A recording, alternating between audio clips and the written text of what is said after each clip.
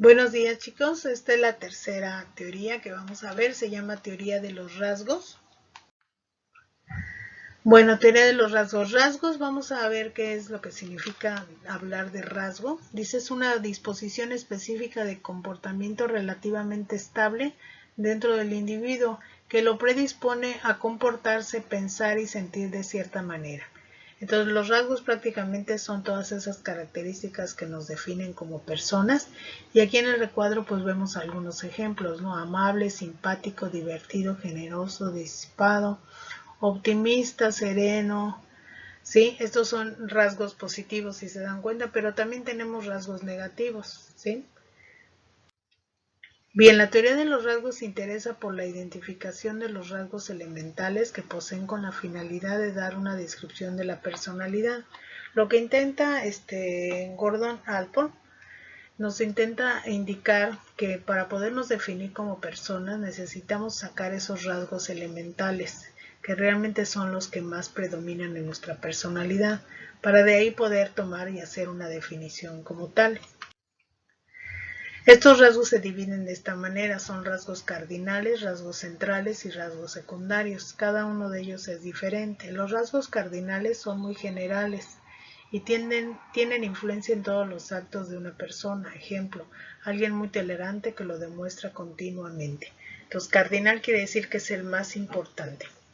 Los rasgos centrales son más comunes en la persona y más observables en su comportamiento, aunque no siempre sean tan evidentes. Ejemplo, por ejemplo, una persona violenta no se muestra así todo el tiempo.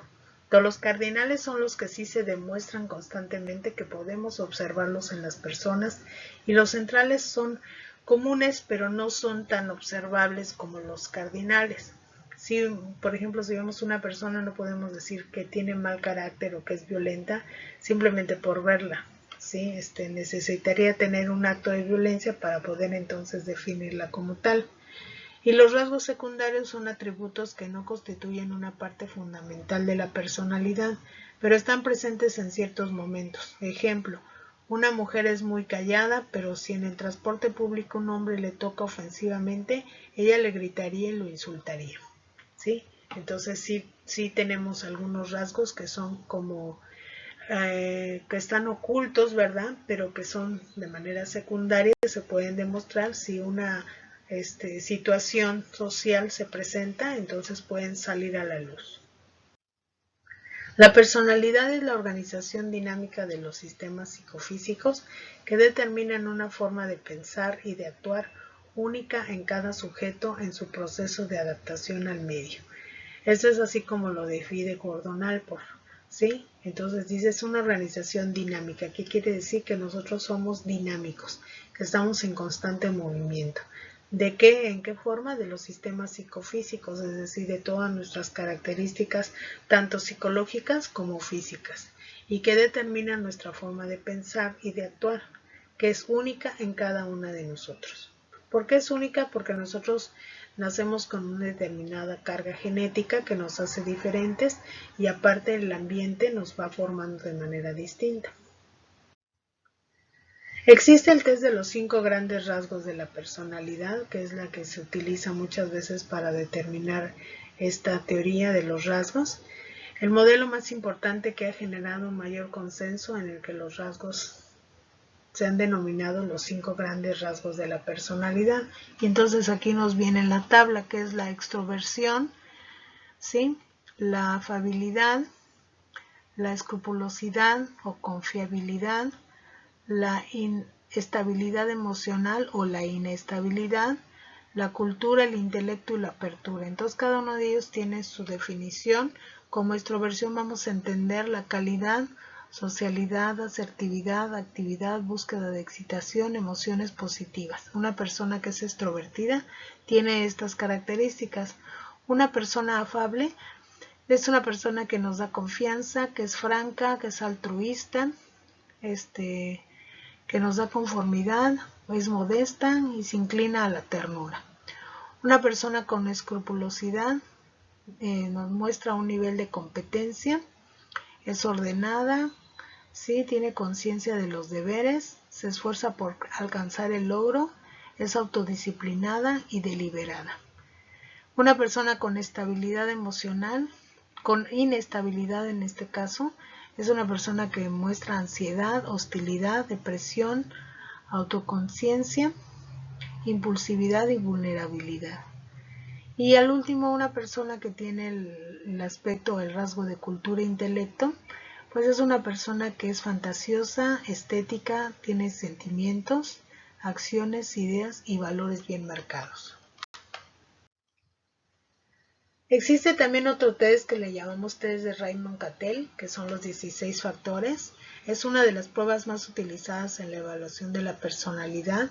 Es el test de personalidad de 16 factores, también conocido como 16PF. Según el psicólogo Cattell, la personalidad está formada por 16 factores o rasgos. Y estos son los siguientes. Aquí no lo marcan, no está el aspecto positivo y el aspecto negativo. Entonces, nos dice el extremo sería el reservado. De una persona extrovertida, su extremo sería que fuera reservada. Más inteligente, menos inteligente. Estable emocionalmente, afectado por sentimientos. Dominante, sumiso. A la buena aventura, serio. Ponderado, específico. Aventurado, tímido. Sensible, testarudo. Suspicaz, confiado. Imaginativo, práctico. Astuto, franco. Aprensivo, seguro de sí mismo. Experimentador, conservador. Autosuficiente, dependiente del grupo. Controlado, descontrolado. Tenso, relajado. Entonces son los extremos de estos 16 factores que fueron los que después de hacer una muestra grande de rasgos que caracterizan al ser humano, quedaron que estos eran los más importantes. Bueno, esta teoría de los rasgos nos dice que buscar identificar los rasgos básicos es necesario para describir la personalidad. Los rasgos son las dimensiones perdurables de características de la persona. Entonces, con los rasgos muchas veces nacemos y muchos de ellos se van haciendo.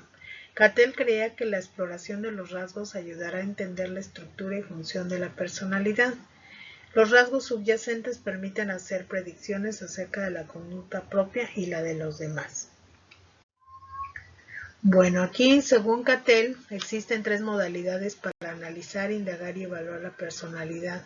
Mediante estos datos están los datos L, que se refieren a los registros de vida, es decir, todo lo que la persona sabe de sí misma. Los datos Q se refieren a los cuestionarios que brindan información sobre la persona. Entonces también se le puede preguntar, hacer ciertas preguntas a la persona de cómo cree que es ella. Y los datos T son los test, son los referidos a las pruebas objetivas que les administran a los sujetos. Entonces juntan estos 3 datos, los datos L, Q y T, y entonces podemos tener un panorama más amplio de los rasgos que realmente definen a la persona. Cattell y sus colaboradores aislaron 16 factores con los que conformaron un instrumento para la evaluación de la personalidad. Entonces esta prueba sería interesante que ustedes la hicieran para que se analizaran cuáles son esos rasgos que realmente los definen a ustedes. Una de las áreas de la psicología donde esta teoría tiene mayor aplicación es la laboral, es decir, cuando ustedes van a pedir empleo, les hacen regularmente una prueba de personalidad y muchas veces se utiliza esta. Se utiliza sobre todo para determinar si una persona cuenta con los rasgos de personalidad necesarios para ocupar un puesto de trabajo. Bueno chicos, pues esta teoría fue cortita, espero les haya gustado y vamos a ver más adelante si podemos hacer la prueba de los 16 factores o la de los 5 factores, cualquiera de esas dos. Cuídense mucho chicos, no hay tarea de esta clase, perdón. Hasta luego.